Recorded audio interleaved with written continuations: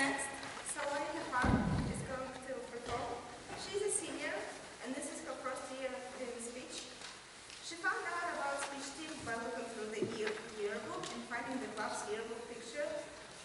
In her free time, she likes to watch movies and dance. Please welcome Saloni Khan.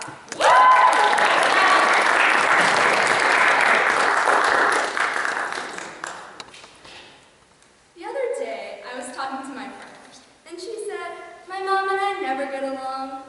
I think it has to do with the fact that she's a Cancer and I'm a Gemini, and those two signs don't work well together.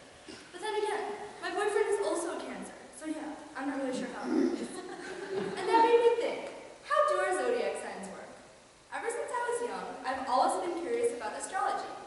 I remember when One Direction, the British boy band, first got together, I looked up all of their zodiac signs just to see if they were compatible. I know, this is what I do in my free time. But I'm curious, who decided that if you're a certain zodiac sign, that makes you incompatible with someone else?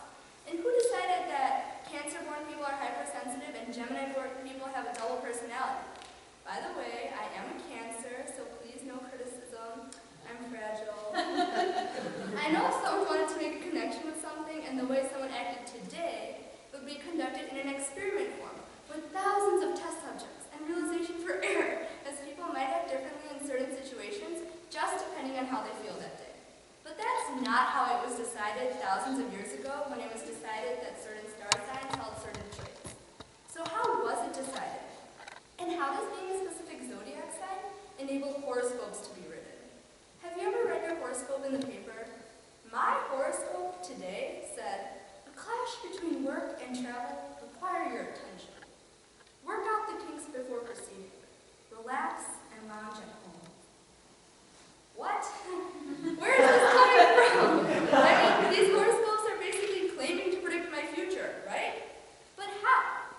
Today, we're going to answer all of these questions by first looking into the history of astrology and learn when it first started to be studied. Next, we'll learn where our zodiac signs come from, and finally, we'll learn how horoscopes are written. So my research took me far back in time, to the time of the ancient Egyptians, ancient Chinese, ancient Babylonians, and many other ancient civilizations.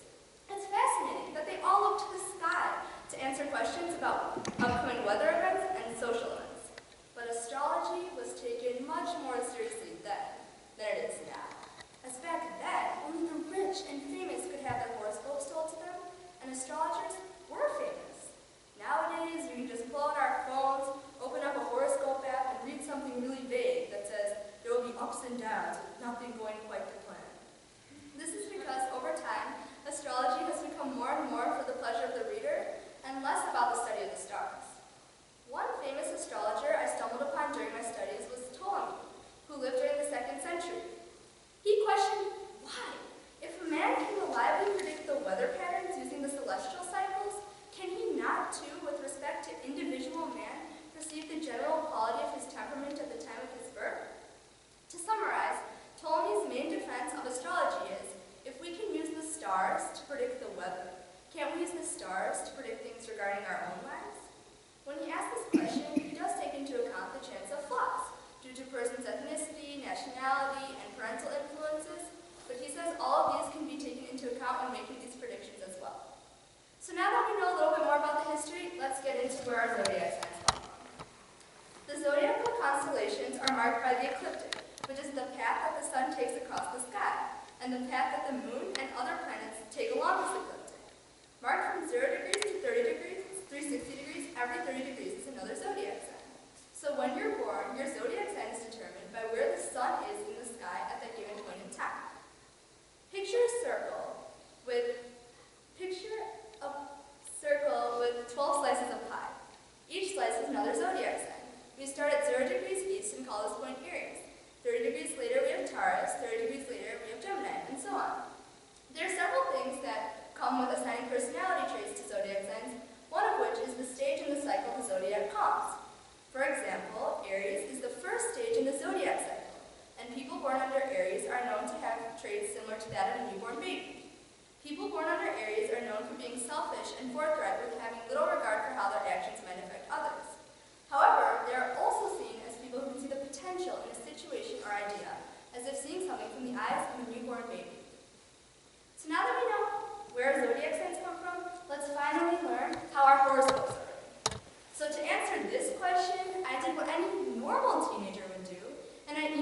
editor of the Chicago Tribune asked me to get in touch with whoever wrote the horoscopes because I had a few questions. Luckily for me, I got an answer from the writer herself, Nancy Blatt, who said she'd love to answer whatever questions I might have. So I asked her the ultimate question: how much of horoscope writing comes from the study of the stars, and how much is just for the pleasure of the reader? Nancy told me that she uses an ephemeris, which is a table giving the calculated positions of where the stars are at any given point in time, and the NASA ephemeris goes 10,000 years into the past and future. That means we have the ability to see where the stars will be in 12,015. She then uses a computer program that compares the ephemeris data to a series of interpretations on a given day, based on the geometrical angles the planets have with each other and the approximate location of reader on Earth. Using all of these aspects, she writes the daily horoscopes. Nancy says her goal in writing these horoscopes is to empower her readers with whatever they might be going through. And to her, horoscopes are like a daily weather report.